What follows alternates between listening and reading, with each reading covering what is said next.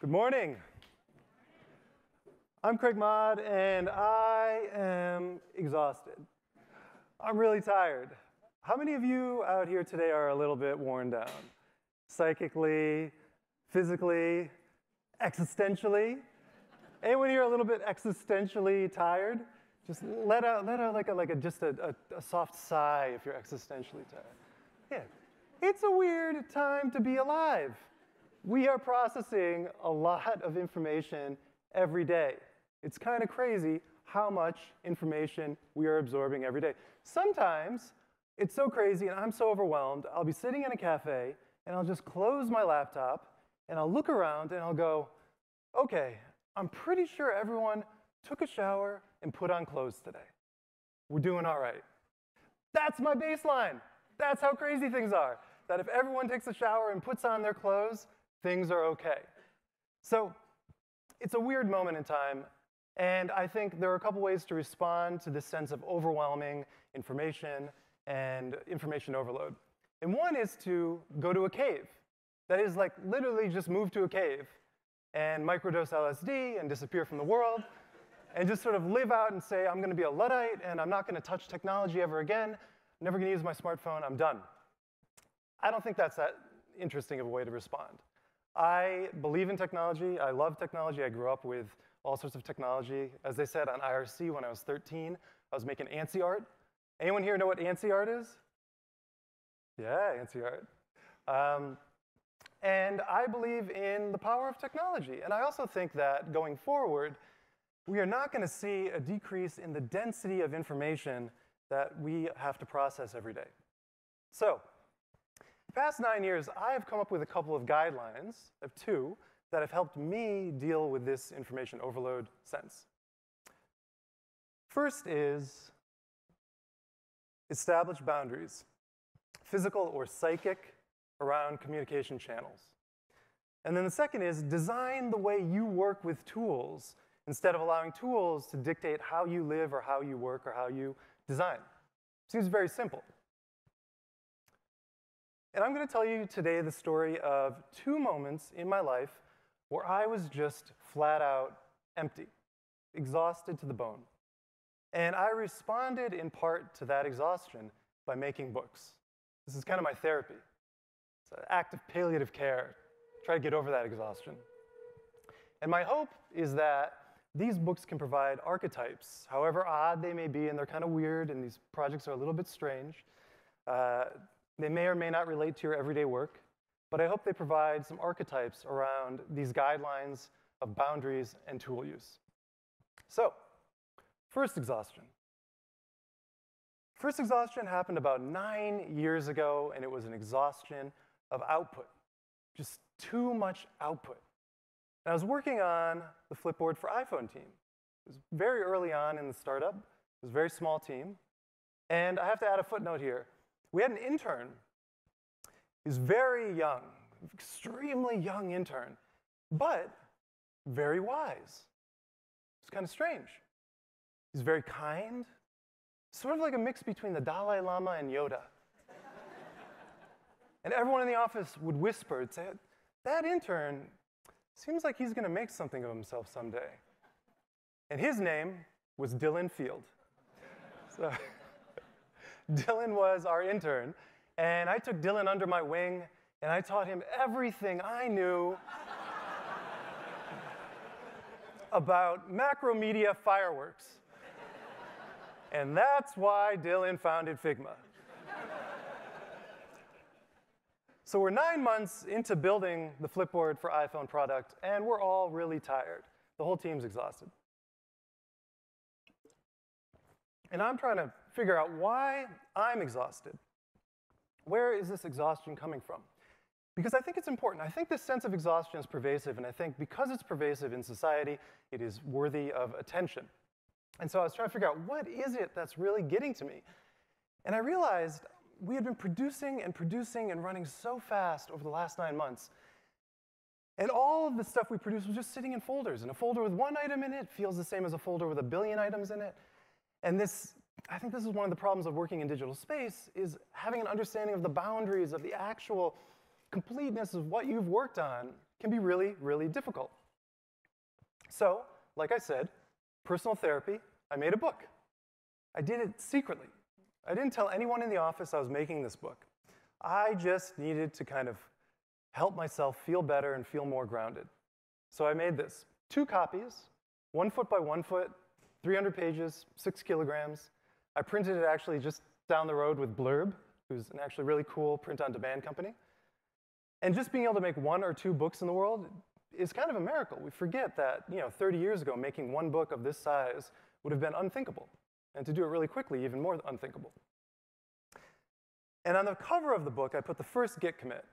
First hack of iPhone version of Flipboard, currently hard-coded to show the FlipTech feed, Saturday, February 19th, 2011, 9:35 p.m. And we talk about digital stuff as not being intimate. And to me, this is almost too intimate. 9:30 on a Saturday night. Why are you programming Flipboard? That's just what we did in Silicon Valley in 2011. And then on the back, we have the last commit, equally suggestive of something, perhaps overworking ourselves. December 1st, 2011, 4:47 a.m. Working all through the night, multiple nights, and then the last push, like Indiana Jones grabbing his hat to get it into the App Store. Woof, we made it. We hit the deadline. And then the book itself, I took all of the design comps we had made over the last 9 months, and I just laid them out from the very first comp all the way through. All of the weird permutations we went through, the UI, UX sketches, the actual sketches from sketchbooks, the typographic grids that we were using. And what's interesting is that when you shift mediums, so you go from this folder of just a list of images to a medium of print, and this is 2 feet by 1 foot, really high resolution. This is an incredible screen. And you put these 12 comps out in a row. I did it chronologically just to save time and to make it easy. But what's interesting is that you look at this, and the first reaction to this screen is that, oh, it's all the same thing. But then you look more closely and you realize how much micro-typographic iteration was going on throughout the process, and this is really hard to remember sometimes. So immediately, I was getting some value out of this. And of course, an app is not just design, it is commits. We had about 10,000 of them, so I laid out 10,000 commits. 3-point font. And what's interesting about the 30,000-foot view of commits is that commits and commit messages begin to take on a texture all their own. And so as new engineers would join the project or would leave, the very texture of these pages, it was about 80 pages of this, the very texture of these pages would start to shift and shimmy, and you could kind of see where and when people came and left. So I had this book. We launched the product. It went really well. We were having a meeting after the launch. About 12 of us on the team. We were sitting around a table, and I said, hey, I got a gift for everyone. And they were like, ooh, Godiva chocolates? I was like, no. A big, boring white book. Boom. And they're like, what's that? And so we opened it up, and you could feel as we started to turn the pages, the air in the room shifted. It was very weird. It's almost paranormal. There was this stress that was suddenly let out of the space. People started crying. I mean, we were really tired. And I thought, okay, this is good. This is useful. This is the value of this thing. Great. This is, I give 1 to the team. I keep 1 for myself. And what was interesting is that as time has passed, right? It's been 9 years now. As time has passed, the value of this book has only increased because we can't go back in time the way we develop software today. You can only ever touch the latest version of an app in the App Store or a web project. If I want to go use the 2011 version of Flipboard, you just can't. The API endpoints aren't going to work. Phone screen sizes are all different. It's just not going to function. So the only way to touch that work that we did is to go to this book. Now, I'm not saying that everyone, for every product you ever make, you should make a book. Although it would be kind of cool, right? Imagine if you could go to Apple, and Apple had the Apple Library. And inside the Apple Library, it was like 10,000 books of every single app ever made for the Mac or iOS. That would be probably a genuinely useful resource to go back in time and look at Mac Paint from the 80s. I'm not saying that. But what I'm saying is we can embed more moments into the process of producing an app, working on a project, to think about what is it that we've built, that we're building. In other words, to just have a little more self-awareness. And I think I made this book at the end of the process, and I really wish that we had had more touch points going through it, where we had these moments of self-reflection. There probably would have been less crying when I revealed the book. Also, by creating an artifact, you're giving shape to your work. And this is important because your mind will absolutely lie to you later. You will misremember. You'll forget the bad stuff, you'll remember some of the good stuff, but you'll miss all the important details. And so having this artifact that future designers and future folks can come into and reference and remember and reflect on the work that you've done, I think is really important. So that was the first exhaustion. Second exhaustion. This is about 15 months ago. I was exhausted by too many inputs. I just had too much information coming into my life, and I felt really overwhelmed. And I thought, how can I design both a tool and an experience that allows me to be present in the world, but also connect with my community in meaningful ways? Now, I have to give you a little bit of background before I explain this project. For the last 6 years, I've been doing a lot of walking in Japan. It started off, I've been living in Japan for the last 20 years or so. That's another important point. For the last 6 years, lots of walking in Japan. It started off kind of as just a hobby with some friends, but it grew into this obsession. I'm inviting artists and writers and photographers and entrepreneurs from around the world over, and we go on walks, sometimes for an afternoon, sometimes for 2 days, 3 days, 8 days, 2 weeks. Sometimes it's a group of 10. I've done so much walking now that local governments have hired me to consult with them about tourism and walking. Walking in Japan has become a core part of my identity, sort of unplanned. It's a big part of my life. And the more I've walked, the more I've realized that a walk itself is a tool. I mean, this is kind of obvious and kind of not obvious, but a walk can be a platform.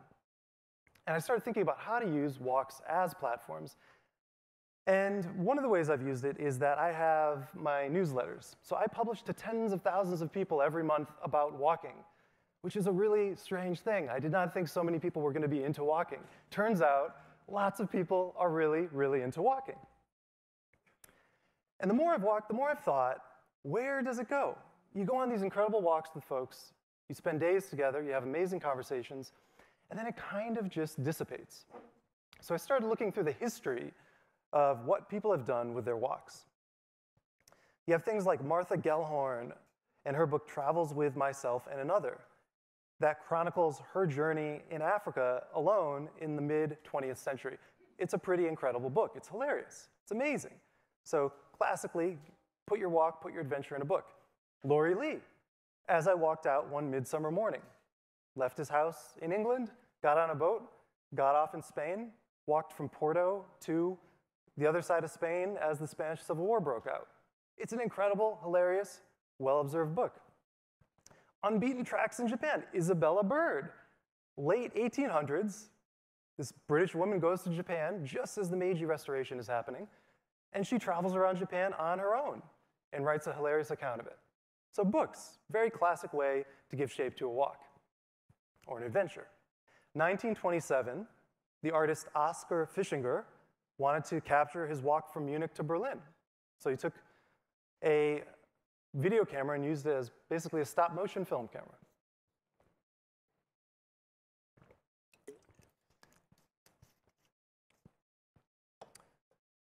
Richard Long, in 1967, used a walk as a literal tool to make this line. This is called a line made by walking.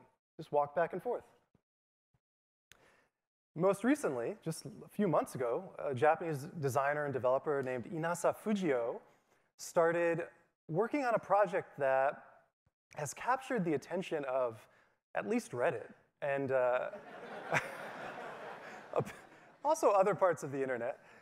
But he's making a video game where all you do is walk around countryside Japan. That's it.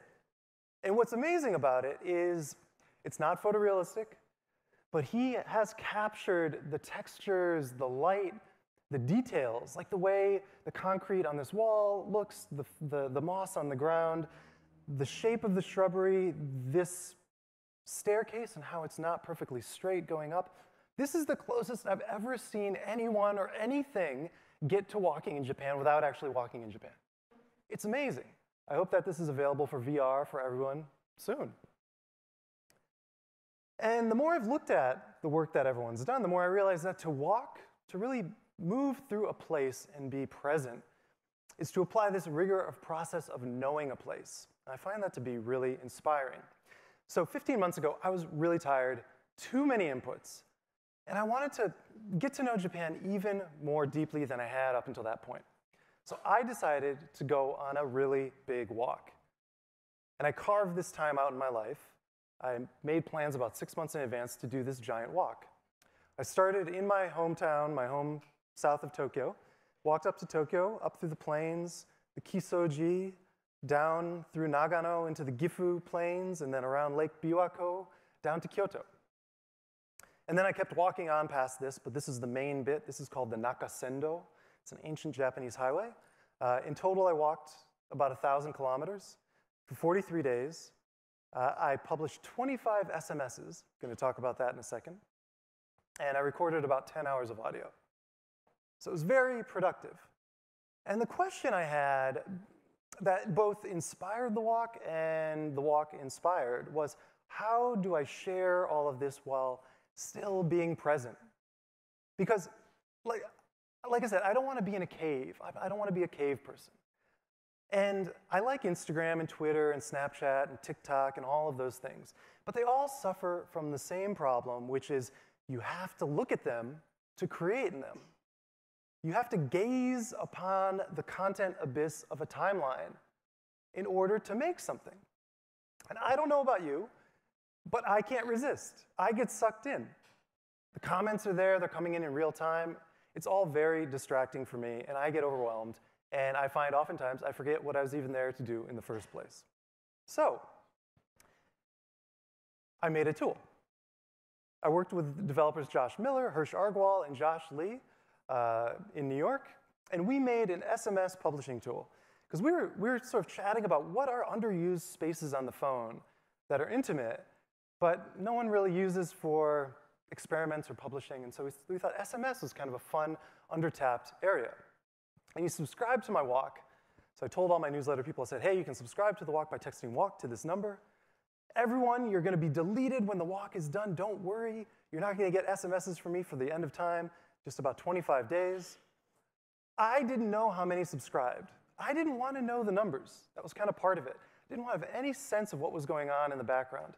The response is, I told everyone you can respond over SMS, but I won't see it immediately. They'll be stored on the server.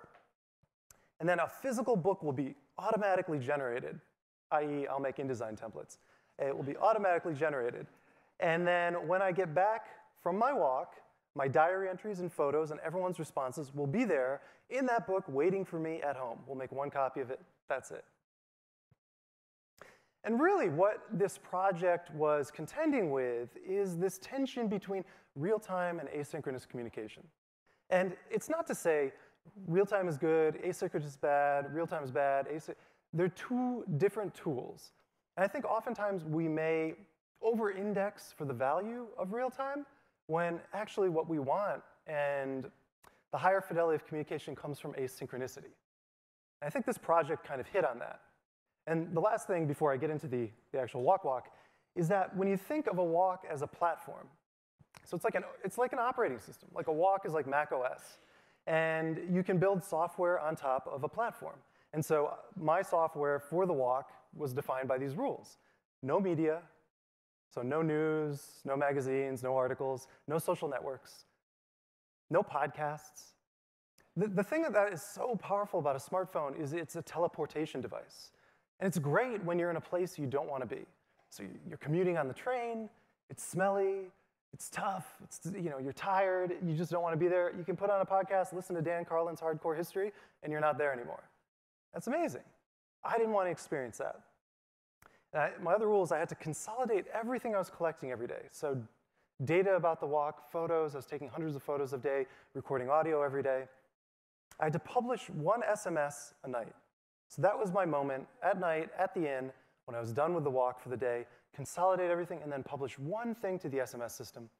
And I had another rule, which was to shoot someone's portrait before 10 a.m. every morning. I had to do that. And that was a really powerful rule, actually. And this is the funny things about rules, is like no one was gonna, come after me if I didn't shoot someone's portrait before 10 in the morning. But it would be, 9:45, and I go, oh man, it's about to be 10, I gotta shoot someone's portrait. And I would just pop into places. So like I popped into this cafe, and I met these two sisters who took over this amazing cafe. They were running a flower shop next door, and the owner of this cafe passed away. He was 85 years old. He just suddenly passed away. And this was an incredible community hub. And no one in his family had the time to run the cafe. And so these two sisters said, all right, we'll take your cafe over for you. I popped into this third-generation tatami shop in the middle of nowhere because it was 9:55 and I was getting really anxious. And you walk in and they're very suspicious. Who are you and why are you here? You're literally the first foreigner to ever walk into this tatami shop. He started talking to him. I can speak Japanese. And by the end of it, you ask if you can take their portrait, and then they don't want you to leave. This farmer was definitely drunk. I don't know. It was 9:30 in the morning. I like this guy. He was just watering his lawn. We had a wonderful chat about his town, which was a kind of a famous onsen village, hot spring village. This guy was covered in blood. I asked no questions. He really wanted to talk. And so we did. We talked for about a half an hour. And this road that he's standing on is the historic road, and he's been farming next to it for his entire life. And already a few days into this walk, I realized I was having more connections. I was meeting more people. I was feeling a deeper sense of presence than I had in any of the other walks I had done up until that point. And another thing I noticed, and you've probably noticed, is everyone is really old, for the most part. Very, very old. And this is something you hear a lot about Japan, aging population. What's going to happen? Japan is some of the oldest, in terms of average, population in the world. Over 65 people are just, it's expanding at a rate that's kind of difficult to comprehend. And if you visit Tokyo or Osaka or Kyoto or Fukuoka or even Kanazawa, your perception of Japan might be that, oh, everyone's young, because all the young people from the countryside go to the cities.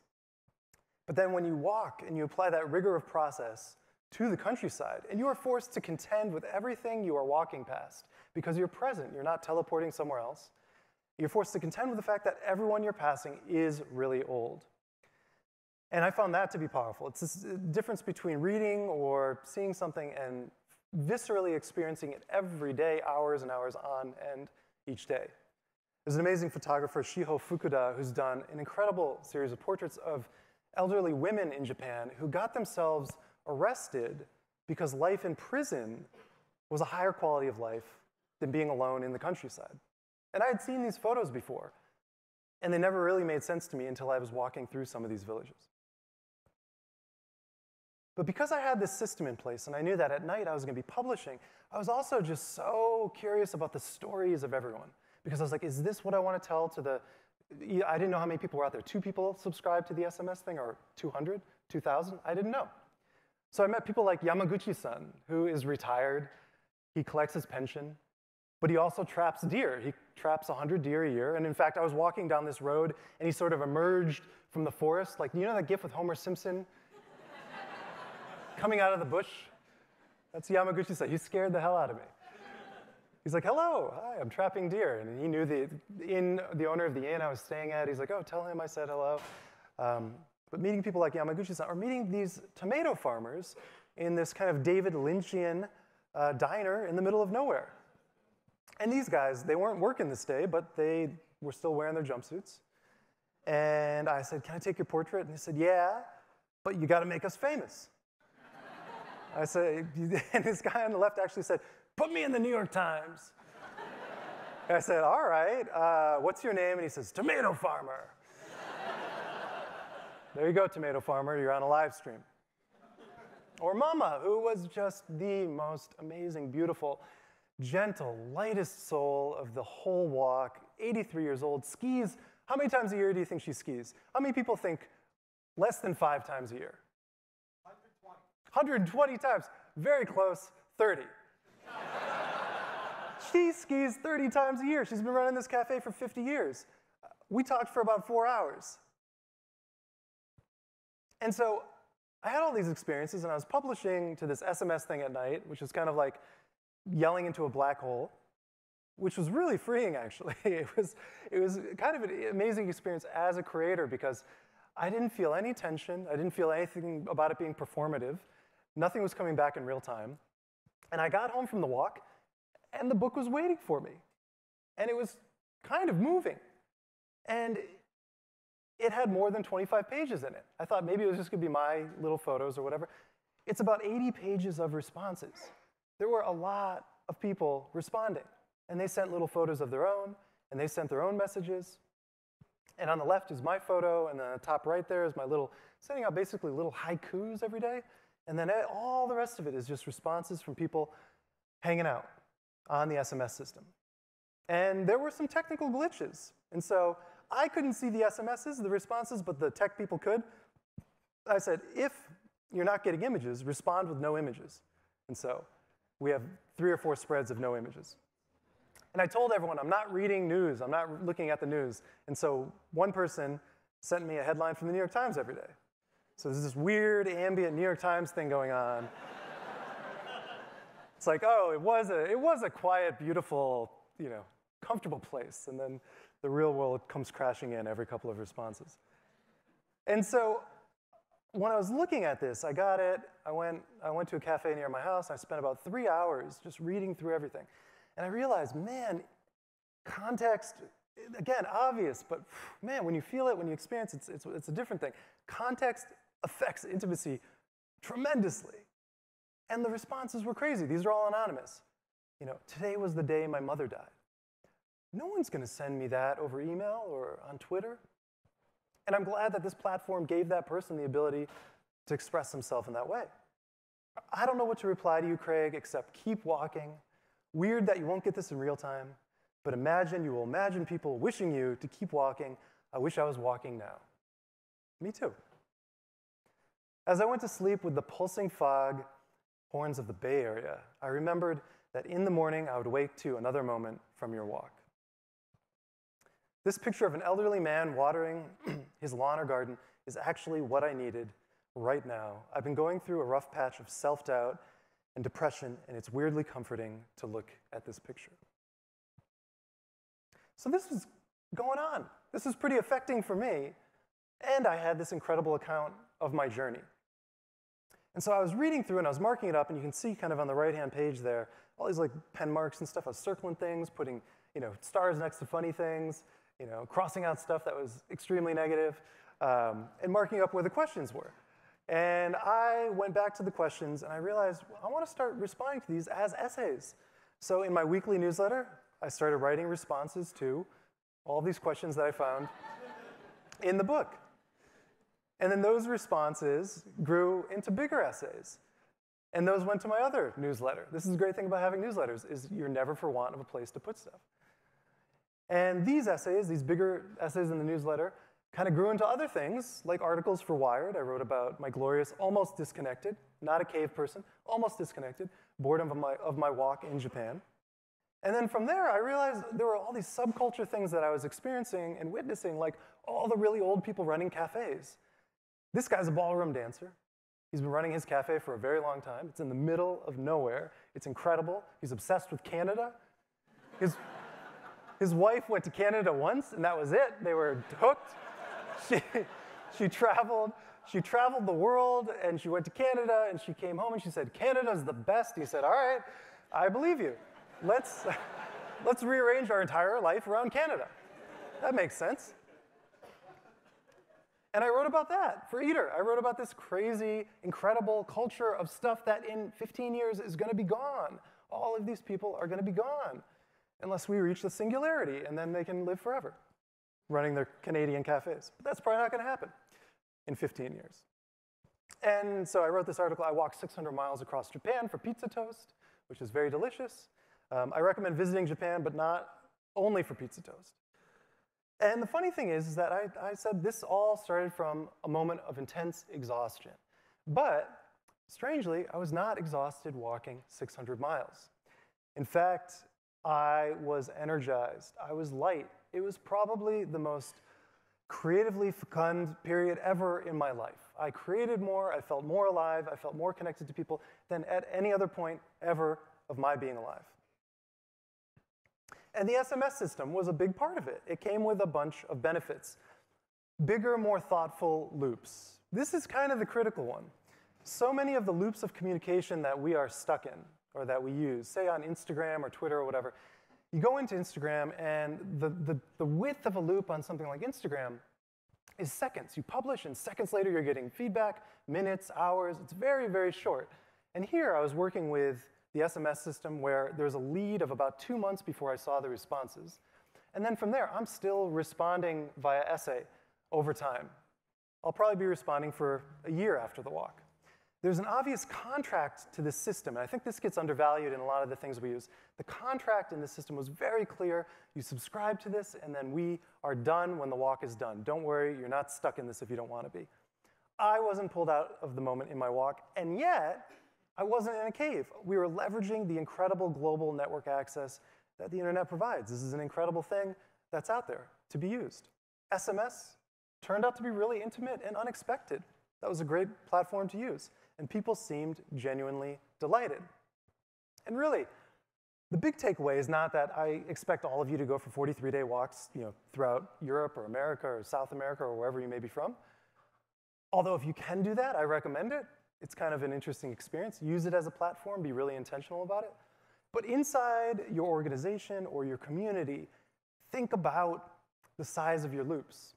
Think about what you can do. Should we be using asynchronous or real-time communication for these projects we're working on? Design comps, for example. What if you had everyone put their design comps on Monday up on a board, and then no one was allowed to respond to them until Wednesday? It probably changed the way you thought about those comps. You don't have to do that all the time, but it might be kind of a fun experiment to bake in as part of your process.